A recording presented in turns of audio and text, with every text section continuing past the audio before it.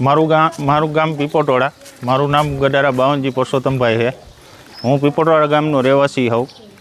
અમારા ગામમાં અત્યારે મતદાનનો બહિષ્કાર હાલે છે અને રહેશે, જેનો મુદ્દો છે અમારા ગામમાં બાજુવાળા ગામનાએ પાઇપલાઇન નાખેલી છે પર્સનલ હેતુથી, જેથી અમને ગામને વિરોધ છે અને વારંવાર તાલુકામાં રજૂઆત કરવા છતાંય તાલુકામાંથી કોઈ જવાબ મળતો નથી। અને ગ્રામ પંચાયતનું અમે કહીએ તો એ લોકો એમ કહે કે અમારે ગ્રામ પંચાયતની કોઈ મંજૂરીની જરૂર જ નથી। તો ગ્રામ પંચાયતની મંજૂરીની જરૂર ન હોય તો ગ્રામ પંચાયત શું કામની, એમ અમારું કહેવું એ થાય। વારંવાર રજૂઆત કરવા છતાંય અમને કાંઈ જવાબ મળતો નથી, જેથી કરીને અમે મતદાનનો બહિષ્કાર કર્યો। હાલો, મારું ગામ પીપટવાડા, માજી સરપંચ રમેશભાઈ ગોવિંદભાઈ મુંગરા।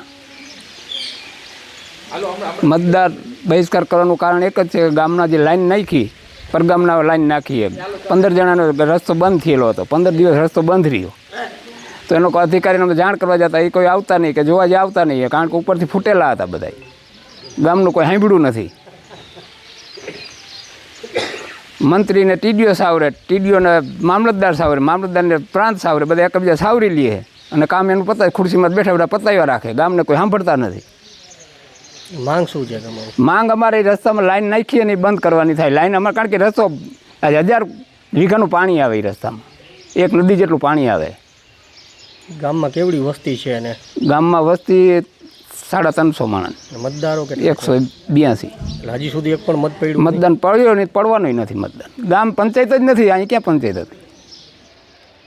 પંચાયત જ તાલુકામાં, એ જ હલાવે બધું, અમારું તો કાંઈ હાલતું નથી ને,